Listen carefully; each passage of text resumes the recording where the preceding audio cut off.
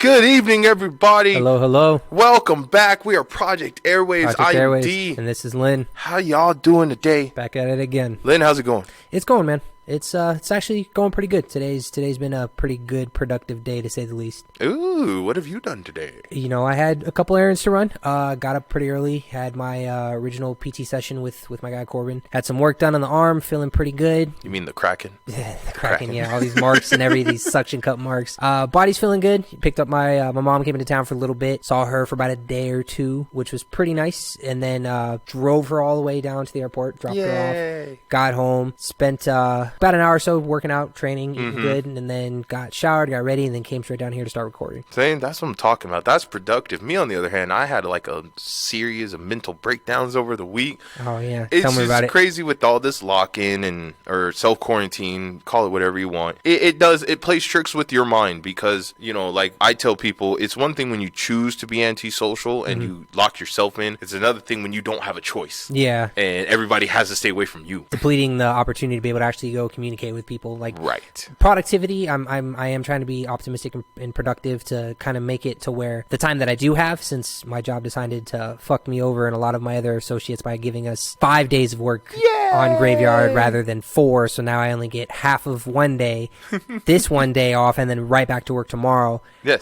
Being productive and making sure that I'm getting the most out of my 1 day off. Right. Before I go back to work and regretting the fact is that I didn't do anything. Right. I kind of have to take my victories where they're at. Right, because you don't need sleep. You're a robot. Exactly. Who needs sleep? You could just run 7 days, period. You know, you're good. 7 days, 3-4 hours of sleep. I'm good to go.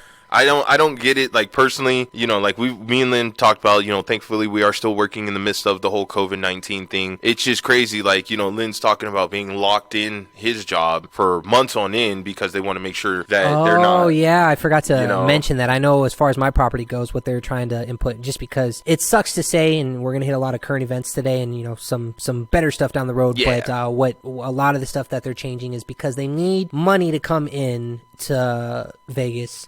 What the properties are doing, at least my property, is that they're trying to sign the NBA to contract there for 2 months. 2 months televised, which is what the UFC did. The UFC had the first televised fight at one of their gyms, where it's a huge arena, which is supposed to sit thousands of people. And I remember listening to Joe Rogan saying is that they only had 10 people there. What? There's the fighters and then 10 people with the staff to record everything. The bare essentials. And edit, exactly, and to edit everything because they need to get the money out. And that's what's going to happen is, I know with my job what they're doing, because they're not furloughing anymore. It's just if you're fired, you're gone. Yeah.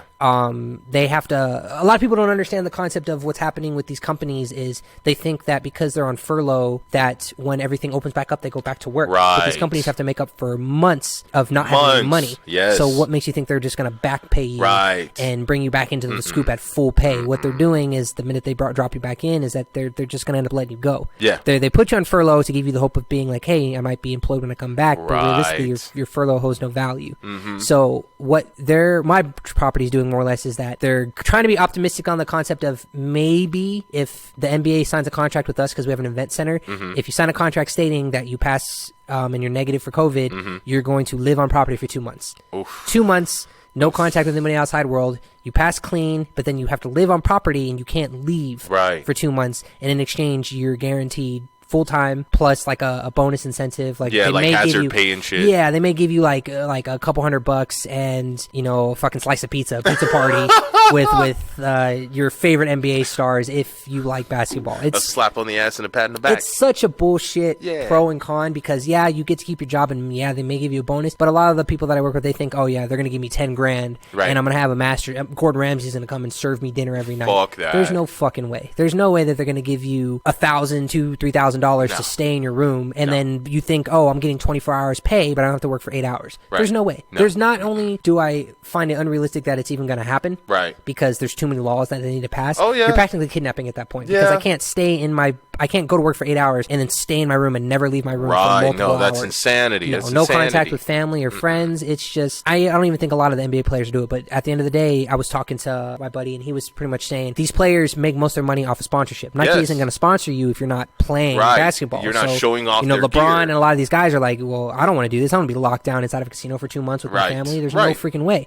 Well, they got to make money. Yeah. So without it, that's the only concept. So there's a lot of the topics that we're going to go on today is, what phase 1 brought in for us, because most of the West Coast and a lot of places we're in phase 1 now. Yes. What does phase 1 consist of? What you can and can't do. Right. What's to come. Right. Because there's a lot of up in the air speculation. I know it got so bad that they told Donald Trump to stop doing press conferences because he wasn't actually giving people relevant information. He was like speculating. Yeah. And it was just pissing people off because I'm going to keep saying this throughout the whole COVID-19 duration. The way the government is handling this is fucking comical, to say the least. And it's just because we should be constantly being reassured that this is under control. We got this. We're being tested. People are getting healthy, not relapsing or contracting the virus again, things like that. That's not what you hear on the news. No. You hear, sorry to say, you probably heard this word more times than enough, but fear-mongering. It's, this many people have died. This many people contracted the virus. Yeah, they'll tell you how many people recovered, but there's no real happy joy. Like, there's nothing calming or soothing about, like, them telling you what's going on, because really you just feel like shit's going to get worse. I'm so tired of watching, like, if I'm watching Hulu or Netflix and then every other fucking ad is just talking about stay it. Home, stay home, safe. stay safe. They try to make it sound positive with, like, nice music playing in the background,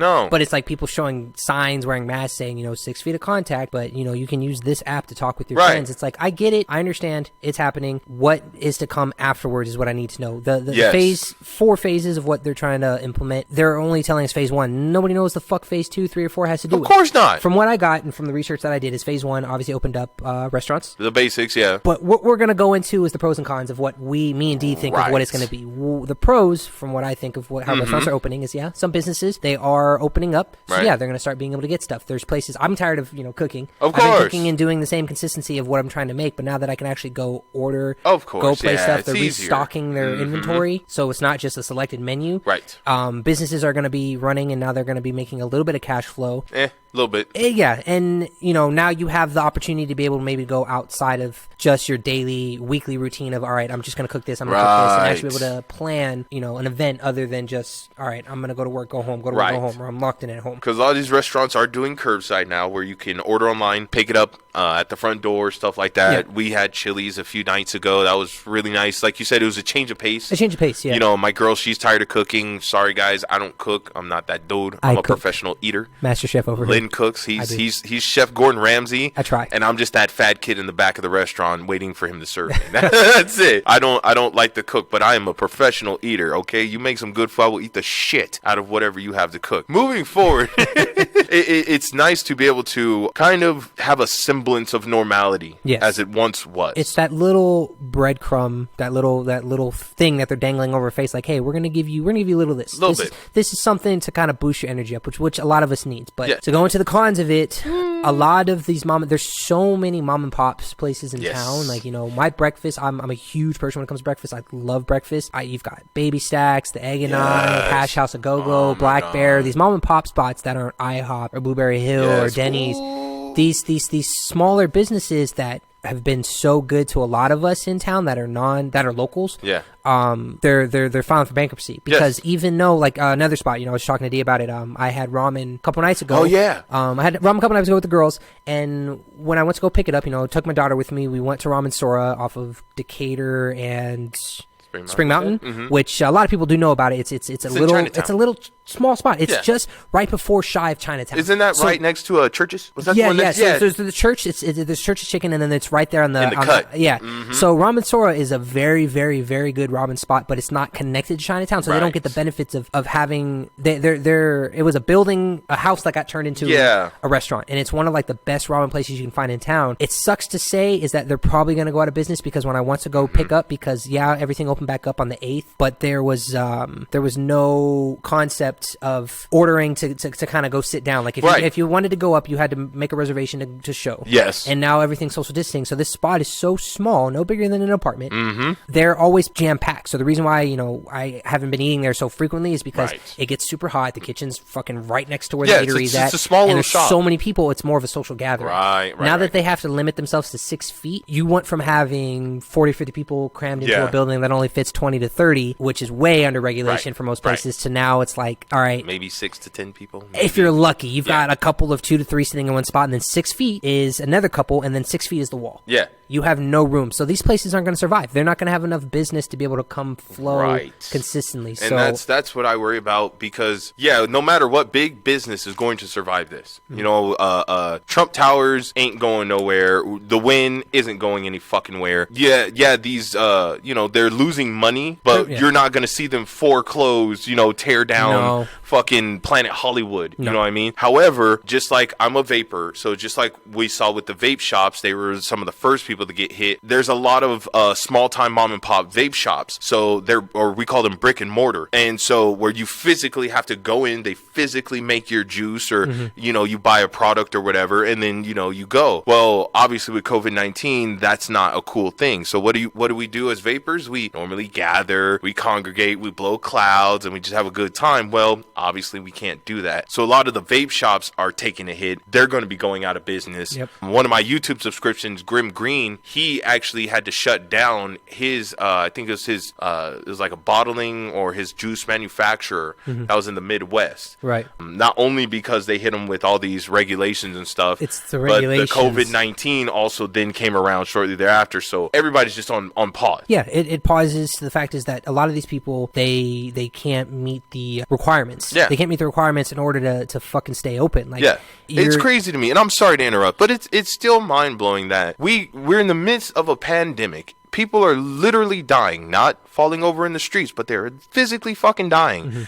And I still have to pay rent, even though it's not my fault. I can't keep my business open. It's unrealistic. One of the things I want to hit on is that my best method right now, because I am the only one in the household that's be able to bring in a currency, is that we have to, if it's a bill or something that you pay, like you have what's the word I'm looking for? If you have a contract with something, like my car payment. My car payment is 5 years long. I'm paying X amount of dollars for 5 years. If you know that I have to pay my car payment, rather than upping my fucking rate or making me still pay my payment, just take what I'm not paying and stack it onto the end of my contract. Hello. It's the same thing with rents. Like the apartment complex that I'm living in, they started trying to, because they know people are running out of jobs, so they tried to, rather than being on your side, they try to make it seem like they're sending letters like saying, they're trying to work with you. Yeah, they want to work with you and help you, so they're putting you on payment plans. They're trying to get as much money as they can to try and keep themselves afloat. So they're sending out efforts after efforts. But when I was talking to people, and I was coming under the conclusion, it's like, what happens if I don't pay? Because there's already the law stating that if you don't pay your rent, and if you are late, they can't evict you. They can't punish you. And they can't hit you with the late fee. So I told the apartment complex, and when when we were talking to the apartment complex, we were in the concept of trying to tell them, like, hey, this is what we can pay. We're not going to pay you all. Rent's X amount of dollars. We're going to pay you half of it. They're like, well, let's put you on a payment plan and see what we can see. It's like, okay, well, just so you know, this is as much as we have. This is as much as I can give you. I can't do anything else about it. They take a deep sigh and they're like, oh, well, all right, we'll take what we can get. So, but then on May 15th, we'll try to see if we can get the rest. Yeah, see if you can get us the rest. Yeah, exactly. So they did. They sent a letter in the mail, and they sent it to the house. Not even on the 15th, because we're on the 14th. They sent it on like the fucking 10th. Yeah. Saying, hey, you still owe X amount of dollars. Oh, yeah. I'm like, okay, and? We're going to shit there like, hey, guys, you got your stimulus checks. Don't you want to pay your rent? What are you going to get out of it? Like, so a lot of these companies, you have to, they're gonna loan shark you and try to take from you what they want. Yes. But at the end of the day, read up on your NRS laws, your Nevada Rice Statute laws, and see what it is. And read the fine details, people. Get knowledgeable about what they can and can't do with you. Like, I pushed my car payment back 2 months. And they're like, okay. Like, the bank understands. They're like, okay, until you can prove that you're unemployed completely, here's 2 months. My insurance, I was so surprised. Geico did this on their own. I was so surprised. My insurance is, like $186 a month for my car. Fucker. But it's kind of the concept because, I'm over 25. No, you drive a V8. Yeah. I drive a 4-cylinder. Yeah. So okay. I'm technically driving a sports car, so my payment should be a lot fucking higher. Geico did this thing out of nowhere because of COVID. They dropped my payment because they know they can't make any money, so people are just canceling their insurance. So Geico said, "Hey, we're not gonna fault you for not paying your car insurance. So if you don't want to pay it, that's fine. But what we're going to try and do to try and keep you is just take a little bit." So they dropped my payments from $186 to $20. Shit! This next payment, $20.46. I didn't even ask them. I was like, okay, you're keeping my business because you're willing to help me. Fucker. A lot of these companies, what I feel like would be beneficial for them in order to keep you, because a lot of people, they're just like, well, I'm not going to stay with you because now you're starting to see the company treat you like shit because they're like, I want this, right, because you've always paid this. Exactly. Why don't you take into consideration, hey, I will pay you in the next couple months, but work with me so I stay. Yes. So Geico, when they did that without me even asking, absolutely going to fucking stay with you. Well, and that's going back to like me and you were talking about how I say the system is set up for you to fail. Yeah. And I'm sorry, folks, but it is because we're starting to see the holes in the system. Unemployment can't pay people. Still a issue. We know there's stuff in place to make sure people don't get evicted, but let's just be honest, we know it's happening in some places where people can't pay rent and they're being kicked out of their houses. They're being evicted from their apartments. Their cars are getting repossessed because I still, to this day, I don't understand why we put more money into circulation instead of just putting everything at a zero balance, or like Lynn said, going, hey, you might not be able to pay your full car note, but how about you give us $40? Yeah. And then, we'll write you an IOU or some shit like that. An IOU at the end of the year. Put it on there, or, in the next coming months we'll chunk it up into little pieces and just sprinkle it over your payments. There's so many different methods that they can do, but a lot of these companies they're grasping for straws because they're so fucking greedy. Let's just be honest, they're fucking greedy. They're greedy. So there's no reason I should still have to pay a full month's worth of rent if I'm not working. No, because it doesn't make sense. It sucks to say, and a lot of people they're very timid and they're really quick to just They'll agree. give in. Yeah. They'll give in. So give in. my reach out to whoever is listening, if you have the opportunity to flex and ask questions. Do so, yes. Because if you read your guidelines and find out what it is you can and can't do, and you ask questions, the worst they're going to tell you is no. Yes. Or they're going to try and find a way to work around you, but they're never going to be able to threaten with you saying, I'm just going to cancel what you're doing, or I'm going to hit you with a late fee, because there's laws embedded right now stating that you can't hit me with late fees on shit because I can't fucking pay them. So what else do you want me to do? Well, then somebody brought up a good point. It's like, okay, well, if you live in an apartment complex and you evict all your residents, no one's moving in because it's COVID-19. And so no one's trying to move anyway. And that's another concept too. It's like, with people's like leases coming up, like my lease is up for my apartment in July. Yeah. If I'm unemployed and I get evicted, I can't move into another complex because I don't have a job. Right. And no one's going to move into yours to pick up that pay. So now your apartment complex is losing money. So take what you can get. Don't expect somebody to come in and pick up the slack. Right. Because who's going to come in? We're all unemployed. It's a greedy ass country. We're, like I said in our last episode, the little guy, we're the ones that keep this country running. Mm-hmm. We're the ones that help the world continue to spin. If it wasn't for us, half of these assholes, collections agencies, fucking your car note, your phone bill, your car insurance, they would all go belly up because no one's paying them any money. So you have to work with your people and they will work with you. But that's a whole different conversation. But you know what? Let's go ahead and start to kind of brighten the mood a little bit. So just some things like I wanted to discuss current events, but before I go into current events, I just want to touch on mental health, because like I said in the beginning, I did go through a little bit of a mental breakdown. I've talked about in previous episodes that I used to be a very angry person and I had issues with my temper, and so that kind of came up this past week. It was a bunch of little things that all kind of just ganged up on me into one big chunky solid thing. Referring it to the last episode of Real Talk, that was a pretty heavy vent session on Dee's side. Right. Yeah, I went and you heard it in my session. Yeah, exactly. Right. You could feel it. You heard it in my voice, and it was just like, I don't, Lynn will tell you, I try to be a very positive, optimistic person. It's not like me to just be negative and pessimistic. So when I'm going downhill, that's how people kind of know I'm getting into a bad place, because I'm just really kind of just dark. And it's not depression, it's just me being angry because I can't fix what's going on. I can't, I want to find a new job. Well, I can't do that right now because of COVID-19. Yeah. You know what I mean? There's shit you just got to deal with. You're entitled to feeling how you feel. It's everybody's kind of, you have to get to the concept, and what I have, because a week prior to that,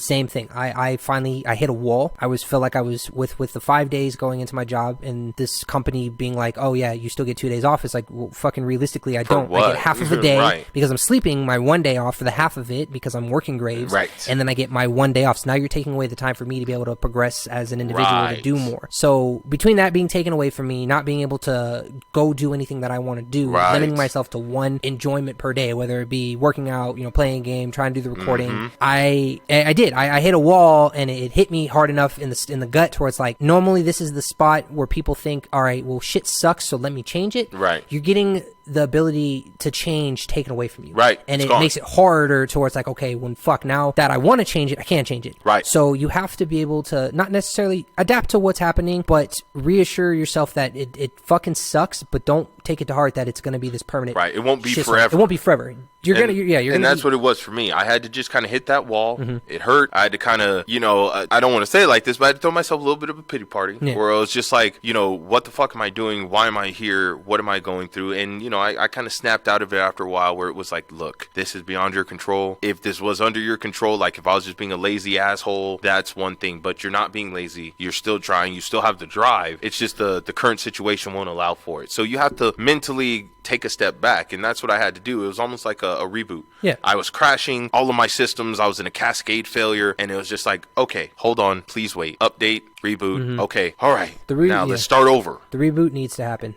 With everything happening, like to touch more on how phase one's kind of giving us bits and pieces of things to look forward to. Take in what is affecting you, how you feel. Hit it hard. Let it succumb. Like, don't try to fight what's happening. Right. If you feel like you need to cry, if you feel like you need to get a fucking emotion out, let that shit breathe. Right. Let it flow. Right. Once you're done and depleted, restart and go back at it again. Because a lot of us here, we can't quit. Yeah. I want to quit, trust me, but would be quit. nice. So you have to stay motivated. So take these little victories that we're getting back. Right. Take the fact that you can go to a restaurant. Take the fact that you can go to a park. For D being your big smoker, the dispensaries are finally opening back up.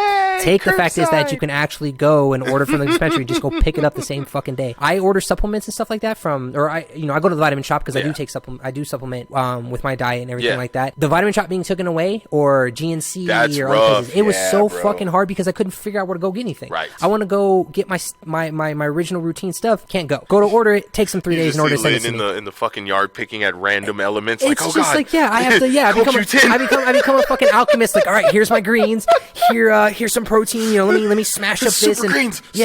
You have to find, even trying to I do enjoy to drink every once in a while, and I found myself a good bourbon that I wanted to try, but it's like they weren't selling it at the store. Total Wine had it in stock, and it's in a giant fucking warehouse that Total Wine is. I tried to order it, couldn't order it on the fucking website. Didn't know what the hell's going on, so I called them, asked them, hey, if I order it through you guys over the phone, can you just walk it out to me? They're like, oh no, we can't do that. It takes them 2 days to pull it off of the shelf and put it in a box to either send to me or let me come up and pick it up. I was like, wait, so if I order it right now and I drive up to you guys can't just walk out and hand it to me, even though in 2 days you want me to walk up so you can walk out and hand it to me. They're like, yeah, it's just the protocol. And this was before phase one had started. So now that phase one started, you can just call saying, I want this, and they'll walk out and hand it to you. Right. So it blows my mind that it's the same things that we were able to do, but they're limiting the time frame of when it can be done. Right. So, and it's funny, Best Buy did the same thing. I bought my PlayStation 4, went to get a controller. I'm literally sitting right in front of the dude. I'm making eye contact with the dude. They're doing their little curbside. He's like, we only take online orders. I said, okay, I'm right here. I have money. I said, can you just take my card, scan it, go grab the controller because it says you have it in stock. Yeah.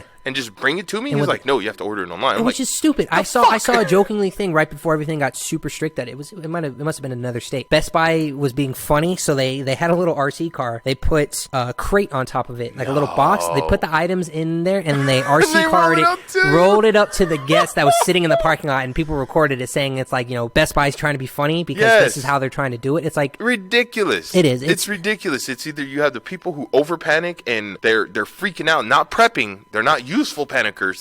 They're panicking for nothing. Or you have the people who are on the other side of the extreme because you have us in the middle. You have the other people on the other side. They're either trolls. They don't take it seriously. They're fucking off trying to make TikToks, trying to become the next meme star. Same fucking like, thing, stop doing dumb shit. It is dumb shit. What I mean? They're we have to get past They're this. not contributing to anything that's making it better. And you're seeing it too on a lot of the YouTubers and TikTokers that they can't make content because they can't go out and actually be fucking productive. Right. So now that you're not out in the elements being able to do dumb shit with the money that you have, what can you do? Yeah, be fucking productive. Yeah, exactly. You have to be productive and do something else that isn't just social media aspect. Right. So it's crazy. It's crazy to see what phase one kind of opened up for us. My question is, with phase 2 through 4, I was trying to look up information on it. There isn't really any places that are giving out valid information of what is next to expect. Since COVID-19 started, there's been little to no transparency from fucking anybody, government, other countries, anything like that. China is stopping people from even having access to social media. Fucking Korea, I heard, is doing something similar, but they don't know if Kim Jong-un is dead from his fucking chest surgery or something. I forgot about the chest surgery thing. So these fucking weirdos are making memes about his sister being like Azula from Avatar. No, there was a thing too where it showed Majin Buu, how Kim Jong-un looks like Majin Buu, and then it showed she's Skinny Buu. Yeah, she's Kid Buu right afterwards. That adjustment awesome. Was funny looking. And it's just like, you know, I see people, they're trying to break the tension and they're just trying to have a little bit of fun. But at the same time, it's irritating to me because it's like the biggest thing that's at the top of everybody's list is, am I going to catch COVID-19? And if I do, am I going to survive? And these aren't topics that are being covered and discussed. They're discussing what ifs and, well, maybe we could be in, you know, well, before. And Trump, as much as I try not to give him shit, I can't help it. The man talks to you like you're a 5-year-old. He's like, have you seen water before? It's really wet. Planes are fast. They fly in the sky. They're very, very good. Like, Nick, shut up. Just tell me the facts. Like, just tell me shit straight up. So it's like, I don't believe anything that's coming out of his mouth. Off top, every time I see him at a press conference or any type of meeting, nobody around them is wearing masks. I reiterate that constantly because we're being told, almost forced, because it's been discussed that some people feel we shouldn't be allowed to go into stores now that things are open without having masks and gloves. Yeah, some which is fucking, like, it sounds great. Yeah. But unless you're going to fucking deliver the mask and gloves directly to my house that fit me, motherfucker, I got to do what I got to do. A lot of places, they don't even, it's really hard to come across masks. I saw a guy on the way, I think it was way to therapy today, that he was spinning a sign, and it was a sign saying, here, get your customized masks here. Oh, so it's either you have to order them online or you have to go to a house where someone's making them for you. Right. Because and if it's you go to ridiculous. They don't It's have ridiculous. Them like, I would love to say, yes, I want to wear a mask, but they're not easily accessible. No. Everybody's not throwing them out. Everybody doesn't have the right mask, like we talked about before. Yeah. And on top of that, everybody doesn't know that they have it. So we can't all be out to kill each other, guys. We can't all treat each other like we're infected. Yes, people are dying, and that's sad. That's always going to happen whenever you have a quarantine. Any type of outbreak, any type of pandemic, epidemic, you will always have bodies in the ground. It's kind of like collateral damage. The thing is, those of us who are still good, who haven't contracted it or have contracted it and recovered from it, those of us who, you know, might know somebody that had it once upon a time, which me and Lynn are going to cover really quick here, is those we've lost due to COVID. Right. But, you know, it's like we got to help each other and build each other up, because no matter what, positivity will always win over negativity. Negativity has been shown that it will literally kill your body. Being negative literally kills you. It harms your immune system. It fucks up your mental. It messes with your physical. Being positive naturally makes you stronger. Mm-hmm. It boosts your immune system. It boosts your mental state, and it boosts your physical output. So off top, even without vaccination or without a cure, we should naturally be nicer to each other just off of the simple fact that you could potentially be saving somebody's life. Yeah. No. Look at that shit.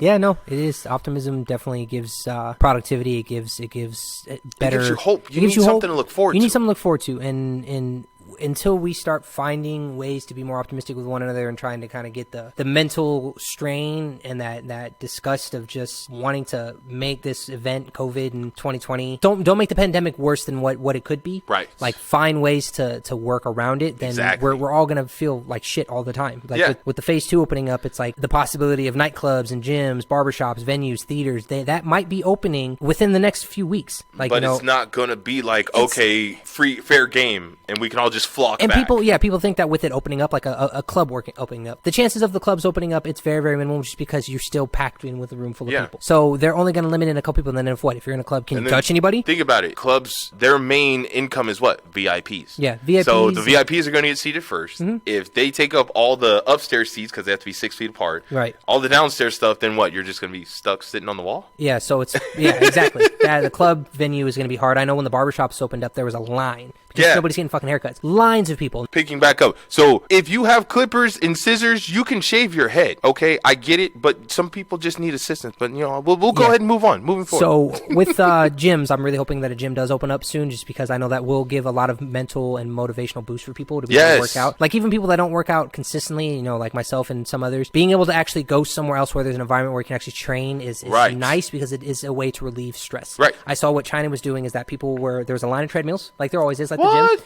And now what they're doing is there's giant plexiglasses in between the treadmill. So you're literally walking into a box and you're running on a treadmill. That's kind of cool. And it's cool. That's like cool. It makes sense. Most of the places now, the only thing that I'm seeing that's changing, like, you know, when I got food from, I think it was the Egg and I, like, was a mom and pop spot. And then if you go any other places, it's just, there's a plexiglass now. Right. Thinking that obviously the plexiglass is going to fucking stop me from getting you sick. But they're using that plexiglass form to stop people from coming in so close of a contact. It ain't stopping 6 feet. Work. It's a small adjustment. It's the same thing, you know, with me working in a casino. They're not going to open a casino up until like phase 3 or 4 just because people do flock towards there. People live. When it comes to gambling, you've got 15, 20 people at a table getting excited because they're doing craps and roulette and blackjack. Now they want to limit it to 3 people per table. Oh, well, fuck that. Take it a step further. You have the senior citizens that are just sitting literally inches from each other, smoking, and they're doing the slot machines, right? And stuff like constantly that. Grabbing the slot machines, exactly. And they're so within they're inches. minimizing it to where you're running the casinos are going to run at a 50% capacity. Oh, and 50%. Wow. That's not great. No, it's not enough. That's money. not great. So a lot of these places, phase 2, it may open up more things, but people have to really understand that with venues opening up, concerts, theaters, what have you, there's going to be adjustments. It's at a 50% capacity. There has to be adjustments. Yes. You're not going to go in and buy tickets for a show at House of Blues and expect it to be fucking jam-packed. It's minimized to where some of these places, they might not be able to meet the requirement. Even at the casino, you might come in, they may not be able to meet the requirement or do that. Restaurants, going in there and have people fucking prepping your food, they're going to come in there with masks and gloves, making your food, but you're going to be sitting at a table. And it's going to be maybe 2 or 3 people working in the back, not a full crew. Not a full crew, and you have to make reservations to go. So if you want to go to the fucking Cheesecake Factory, I can't go today. I have to book a reservation a week in advance because it's booked. Right. Did you ever happen at Red Lobster? I guess like around the country on Mother's Day, a bunch of Red Lobsters, they had to like close down and stuff. Apparently one of the customers, because some people were in line for upwards of 3 hours waiting for food.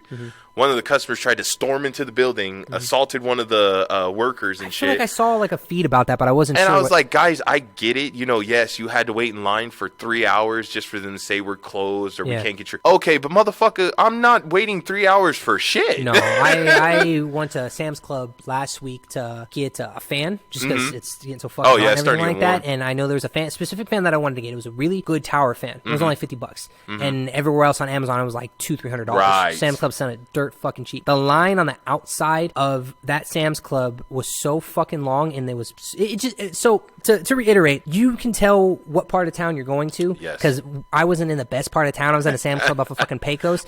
It was super fucking sunny out. Everybody's dying out there, waiting in line, and they're individually checking people to come in to do a people check to see if, you know, there's at capacity or not. Right. People wearing masks, so it's like, I don't know if it was mandatory, because I know Costco, you can't go in without a mask now. Which is insanity. But Sam's Club, I wasn't sure. It was like an on-off thing. I don't have a mask outside of there because I have to wear one at work. I don't have a fucking choice. Right. So it's like, I have a beard, my face gets hot, wearing a fucking mask out in the sun in 90 degrees, I'll die. I'll claustrophobic. I'm not even claustrophobic, and that will make me pass out.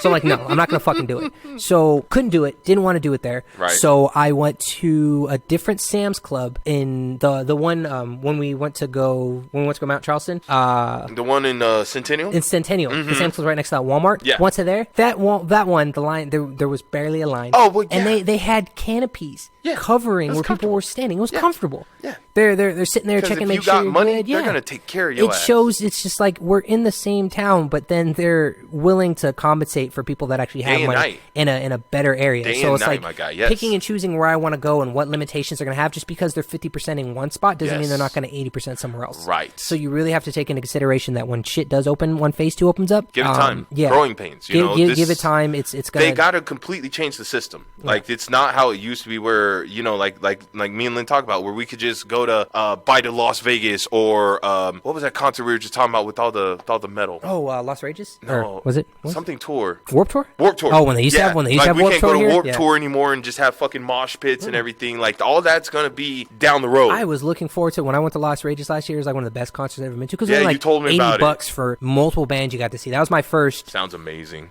That was my first actual, like, I've been to concerts, but that was my first actual concert where it was just like that. There was multiple concerts going on. I don't know what to call that, because it's not just an individual band. No, but like you said they were like, kind of like a festival. Yeah, so that's the first festival I'd been to. Best experience I'd ever had, and it was worth every penny, even though it wasn't expensive. I spent less on that ticket than I would on an He had fun in a mosh pit. Yeah, it was mosh pits. They had stage A and stage B. Every time a band was done playing, they would move to the next stage, let that next band play, go to the next stage, and it was it sucks to say I don't foresee that happening again for the next year, maybe 2. Yeah, it's going to be a long time. Because there's too many people, too much fluid, too much bodily contact. Stuff. We can have another outbreak. Exactly. It could be worse. I've already heard the COVID's mutating. Mm-hmm. So apparently there's a 2.0 that's supposed to be affecting, and all it's types already of shit. A lot of other countries are trying to catch that in the bud before it comes over here again. Right. The travel ban's still on to where you can't really fucking go fly anywhere else. But then it's like if you're still within the country and someone orders a fucking package from Wish, which is from China. Because I was gonna say we all know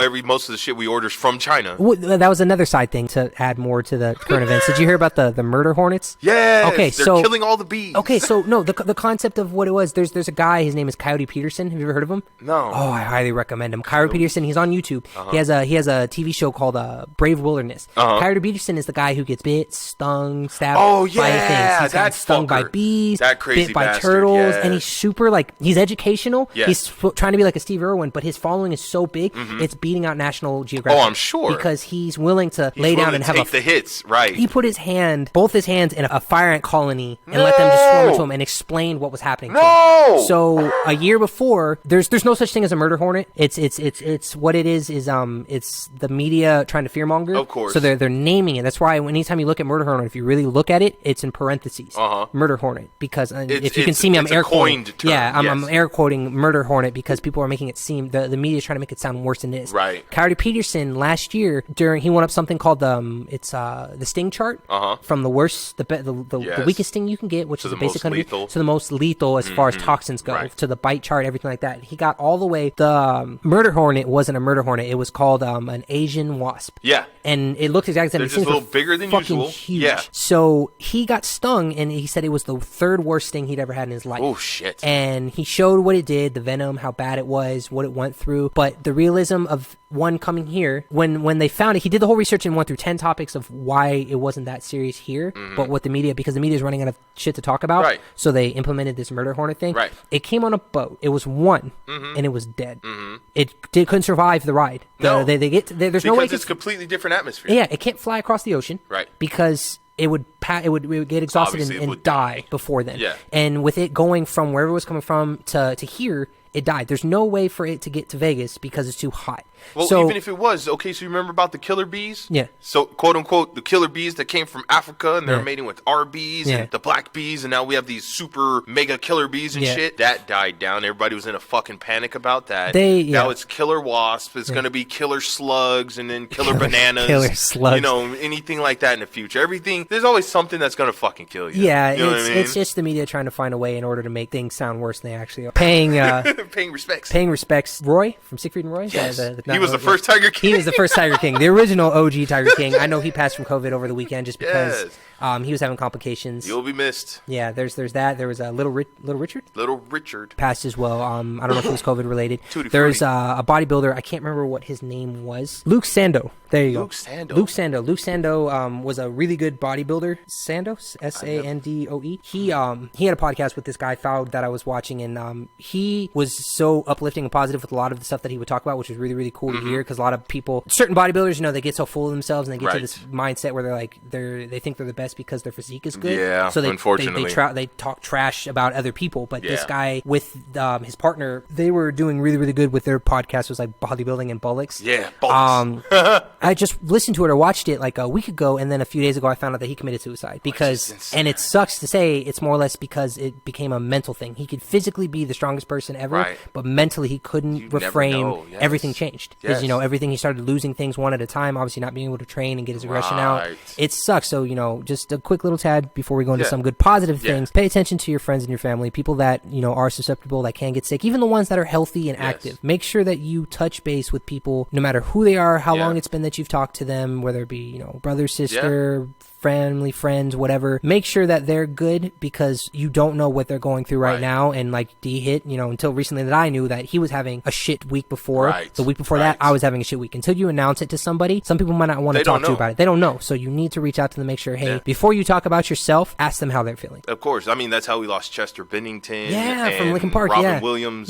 Depression. Mac you can Miller, have all the Mac shit. Miller, You can have all the money in the world and still be utterly alone and dead inside. You know what I mean? But me Me and Lynn are working on, you guys know we're random, but we always try and come up with segments, things to kind of help add to our podcast and maybe even break into something like a spinoff later on down the road. You know, so now that we talked about COVID-19 and the dead people. Current events. We're going to segue into one of our new segments called Two Scoops of Senzu. So for those of you who don't know what we're referring to when we say Senzu, no, this isn't food. This is not a diet. This is not something that's going to make you shit your guts out. We're talking about Senzu beans. Senzu beans. Quick little side note. Senzu beans are from Dragon Ball Z. Little cat dude named Korn who lives in a tower, grows Senzu beans. It regenerates and revitalizes the fighters. Not going to go into any other detail. If you want to know, Google it. Google search your Senzu beans. Google it. The concept of what we're trying to do in order to bring this in, it's a little bit of a spinoff, which a lot of people that I've been seeing bring up the concept of, some good news. We're trying to give you something positive to look forward to, something that we thought was pretty fucking cool in our time frame. Right. The 2 scoops of senzu, meaning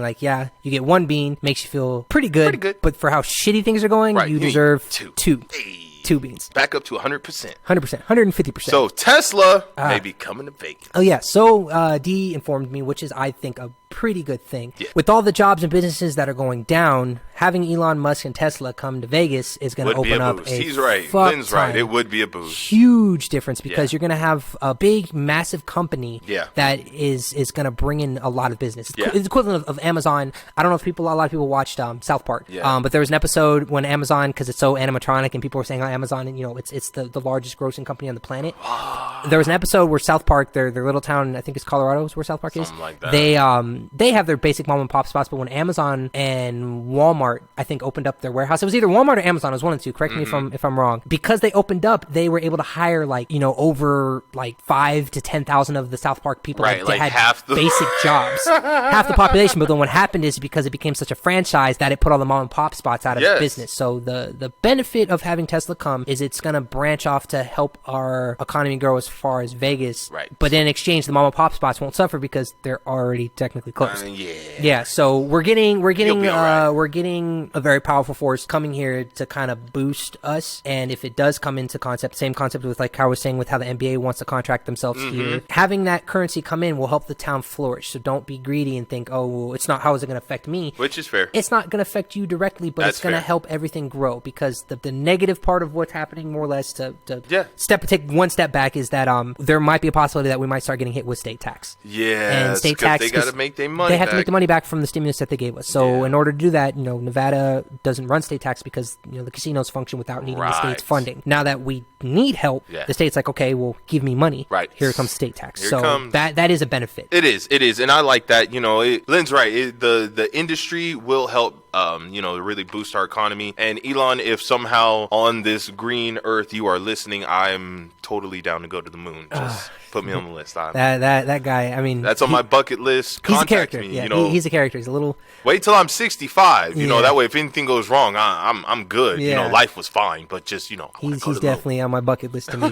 Joe Rogan amongst a bunch of others. But another good thing that I saw, a buddy of mine told me about, is that another thing that Vegas is bringing into the concept, but I guess China's already in the midst of, they've been doing it. Is something called their mobile apartments called Boxable. Yeah. The Boxable, if I correct me, Boxable. Yep, Boxable. Something like that. What it is, it's the craziest fucking thing that I saw. If you look it up, it's a mobile house. So what you do is you put your interest in wanting to purchase it. They put it on it's kind of a Carvana. Have you been seeing the commercials for that? Where you order your car online and they fucking drive the car to you and they drop it off to you. It's the same thing. You pick where you want to live. If it's an open lot, and they'll start registering lots to open to where no other business can touch it. And if you want to put your house in this lot, they will send the house in a box. The house is maybe 500-600 square foot, so it's not big. Yeah, but it's equivalent of a luxury apartment. It's big enough. Meaning, like, you're going to a nice ass hotel, and it's enough for you. And when you set it down, the house sets itself up in 3 hours. Folds together. I'm still not sure if you look at the pictures, it's like there's a couch, a TV, an entertainment unit, washer, dryer. It all comes all fused together, and everything you're paying, and you don't have to buy furniture. Right. You don't have to buy anything. Everything is come in because you're buying it outright with what it is. And it's brilliant. And the price of it, get this, the price of it. Right. So how much would you average to say if you pay for a house? Like, the shittiest part is a small house in Vegas, you're looking at about easily 50. No, okay. So we're talking about good part? No. So let's say if it's a shitty part of Vegas, if we're like maybe about. Yeah. No, more. Really? Shitty. The shittiest part. Let's say if we're on like fucking MLK and I don't know, 5th. No, because I. North 5th? Yeah, like North. So here, North Las Vegas and 5th, yeah. where it's just practically a fucking shack. You're looking at maybe 100,000 because you have a mortgage. So the mortgage runs up for months and years of payments to pay off a mortgage. Even the shittiest parts of town, 100,000 to 150,000 for your mortgage means your rent is $400 or $500 a month. Oh shit! Right. So this guy's a family man. I've done all my research on what it is to buy a house. And one thing you should pay attention to is when the stock market does crash. Yeah. Even if you don't want to buy a fucking house, buy a goddamn house because there are houses in the shittiest part of town that are still $100,000 because you have to pay it within a year's time because you're paying your mortgage of so and so for 10 years until the house is paid off. But you're in a crapshoot of a part of town. You move up to Summerlin or Centennial. Yeah. And those houses go for easily $500,000. Yeah, $500,000, 500, over a mil, 500,000 to $375,000. So you're paying oodles of amounts of fucking money. Your rent is like $5,000 a month for those. You can get these little customized any way that you want it, super fucking nice, portable homes anywhere, and you're paying only $40,000. Shit. And what part of town? If you want to move that shit out into the like in fucking Summerlin and it's a lot, you're not paying property on the fucking lot. You're paying rent to that place because the company that orders it, they're paying for the lot.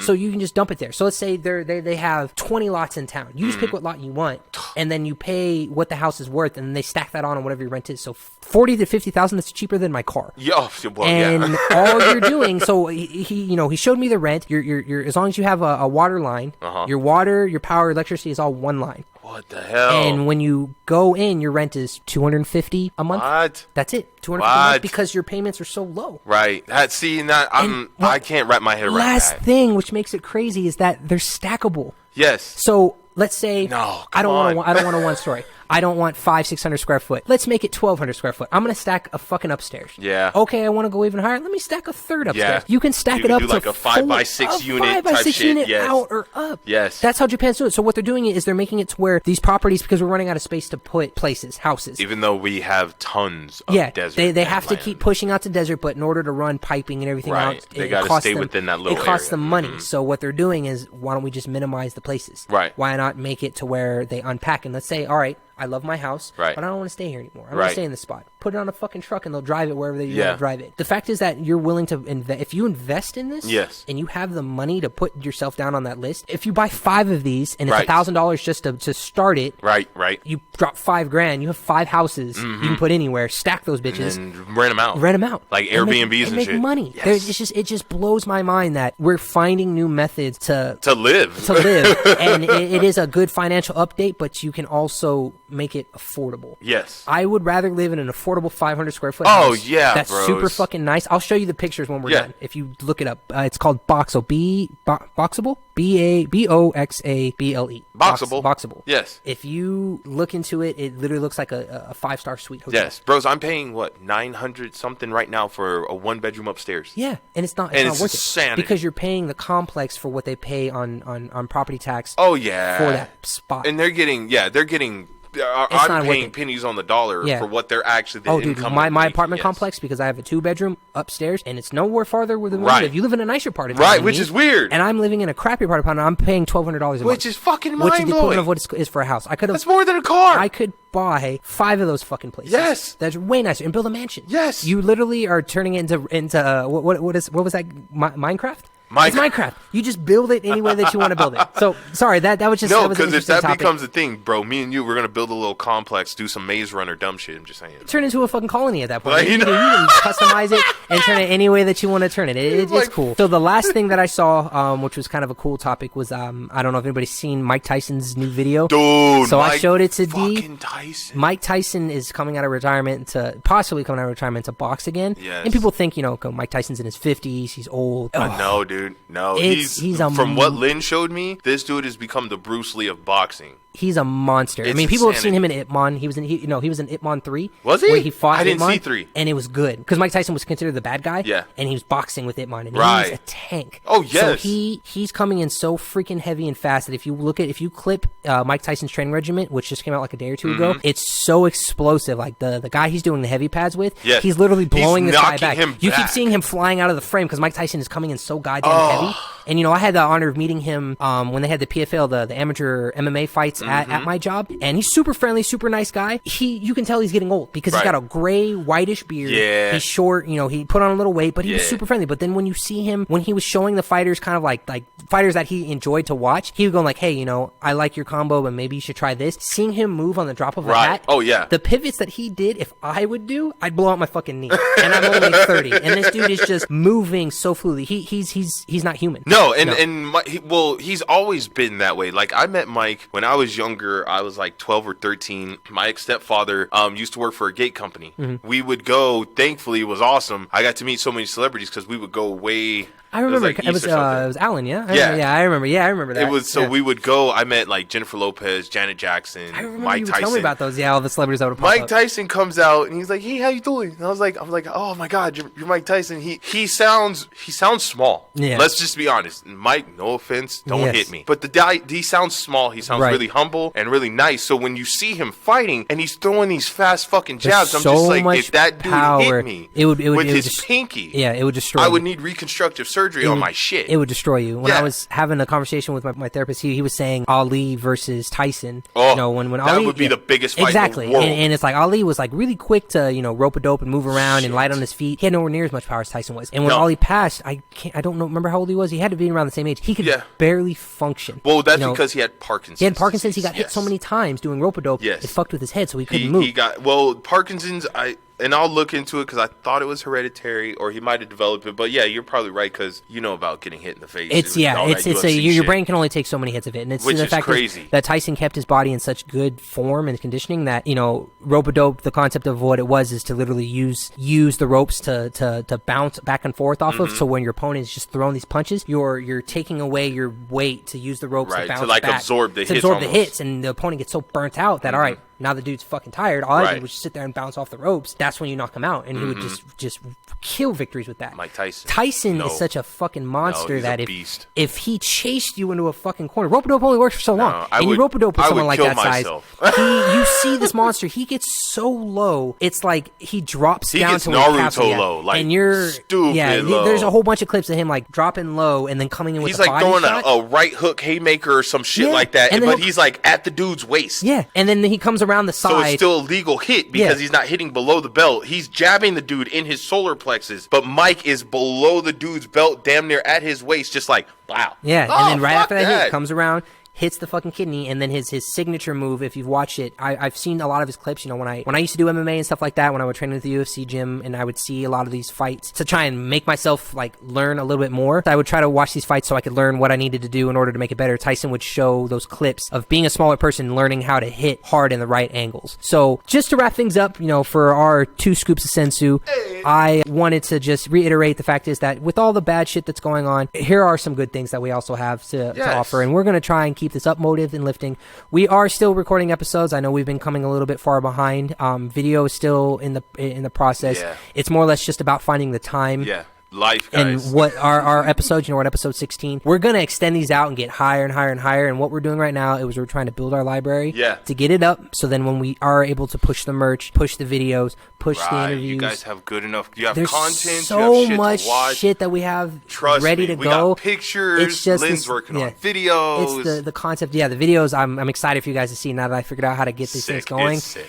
It's gonna be a good time with some good stuff. We just need everybody to hold on. Let us get through this pandemic, and then be prepared for the evolution. It's the equivalent of a caterpillar turning into a butterfly. We're in a cocoon stage, pending all this shit that's happening, and then we're gonna fucking, with us being such a small, tiny company with the bare minimum, with just the 2 of us, we're gonna get this up and going when we start having more time to sprout our wings and grow. Stay tuned, as I always say. Stay tuned. There's more to come. However, you know, I just want to leave off on a positive note. Try and stay positive. It's okay to have bad days. We all fuck up from time to time, and I don't even mean like fucking up as in you caused it to happen. It's more of sometimes you just have a momentary lapse in judgment. Sometimes things just trigger you in all the right ways and you just slip. It's okay. As long as you recover, you learn from it, you grow from it, and you better yourself and better the people around you as well, then hey, you take that shit in stride. You just did something very positive. So that's all I got. I'm D. This is Lynn. We are Project Motherfucking Airwaves, and as always, keep your head in the clouds. Keep your feet on the motherfucking ground. All right, everybody.